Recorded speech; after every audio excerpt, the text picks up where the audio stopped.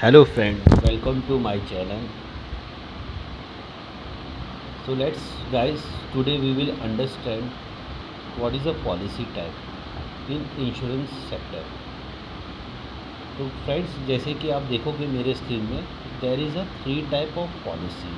One is new policy, second is renewal policy and third is a roll over policy. So let's first understand these three type of policy, and in these three type there is a sub category also. So let's first discuss on new policy. New policy means wherever हम जब भी किसी client को fresh policy issue करते हैं वो हमारी होती है न्यू पॉलिसी. आप देखोगे गाइस, इस न्यू पॉलिसी के अंदर मेरी दो कैटेगरी होती है. One is a policy which is a fresh new policy, second is a endorsement.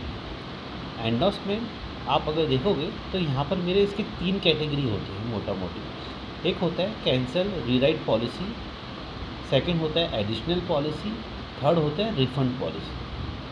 तो फर्स्ट हम कैंसल रीराइट पॉलिसी में डिस्कस करते हैं. Cancel rewrite policy, suppose if policy has been punch and there is a something error happened due to underwriting or due to operation activity, so then this internally they do a rectification, that is known as a cancel rewrite policy. Second आप देखोगे additional policy. Additional policy it's something, जैसे कि आपने कोई policy ली है, ठीक है, और उसमें आपने कुछ एड ऑन कवर आपको ऐड करना है, then they will underwriter they will pass one additional policy which include that cover also. For example, suppose in your family member you are a 5 member, ठीक है, and you have taken only the 4 member cover. After later on you have decided कि जो पाँचवा जो member है उसका भी हमें कवर लेना है, then you will pass that fifth वाला coverage endorsement in the form of additional endorsement. Third होता है मेरा रिफ़ंड. रिफ़ंड मीन्स जैसे कई कस्टमर को अपनी पॉलिसी विड्रॉ करनी है, देन हम उसे रिफ़ंड पॉलिसी का नाम दिया जाता है कि इंश्योर्ड ने अपनी पॉलिसी रिटर्न ले ली है और जो भी टर्म्स एंड कंडीशन है, जो भी उसका मतलब, जो फॉर एग्जांपल 1 साल की पॉलिसी है, 3 month policy was active, after 3 month customer has decided to withdraw their to refund their policy, then we will deduct premium as a pro database. जैसे कि 12 महीने की पॉलिसी है, 3 मंथ इंश्योर्ड ने इसको यूटिलाइज़ किया, हम 3 मंथ का प्रीमियम डिडक्ट करेंगे on the basis of pro database, और बाकी के जो 9 मंथ है वो 9 मंथ का जो रिफ़ंड पैसा जो होता है प्रीमियम, वो हम क्लाइंट को रिफ़ंड करेंगे. करेक्ट है? ओके. देन हम जाते हैं second, renewal policy. The word by the name of renewal you can understand कि जब न्यू पॉलिसी मेरी अगर एक्सपायर होती है, 1 साल की पॉलिसी एक्सपायर होती है, जब दोबारा से रिन्यू करते हैं तो वो मेरी रिन्यूअल पॉलिसी होती है.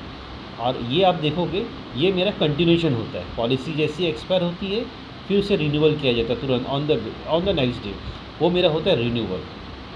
इस रिन्यूअल में भी सेम कैटेगरी है, पॉलिसी एंड एंडोर्समेंट. और एंडोर्समेंट की जो 3 भाग मैंने आपको बताया, इसमें भी ये सेम 3 सब कैटेगरी जो इसमें फॉल होती है. Correct friend? देन हम जाते हैं last important, role over policy.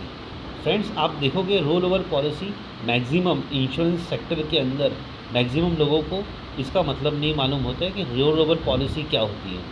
Role over policy friend ये है, जैसे कि आपने कोई मोटर इंश्योरेंस लिया है, एग्जाम्पल ICICI लोम्बार्ड से, और आपने 1 साल कंटिन्यूटी किया, सेकेंड ईयर आपने उसे रिन्यू कर दिया और रिन्यू नहीं किया, वॉट एवर, आप ICICI लोम्बार्ड से आप चले गए हैं इफ़को टोक्यो के पास.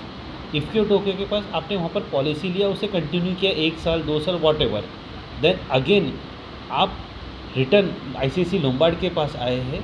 लोम्बार्ड के पास आए हैं तो उसको यहाँ पर जो टैग होगा ये होगा रोल ओवर पॉलिसी. मतलब ये जो आपका जो कवर था, गाड़ी का जो कवरेज था, वो कंटिन्यू इसे इंश्योरेंस कंपनी ने लिया है. Only the factor is thing कि कंपनी बदल गई है.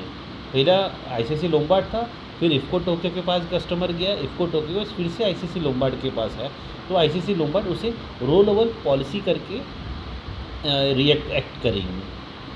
Okay friend, this is. Thank you all friend.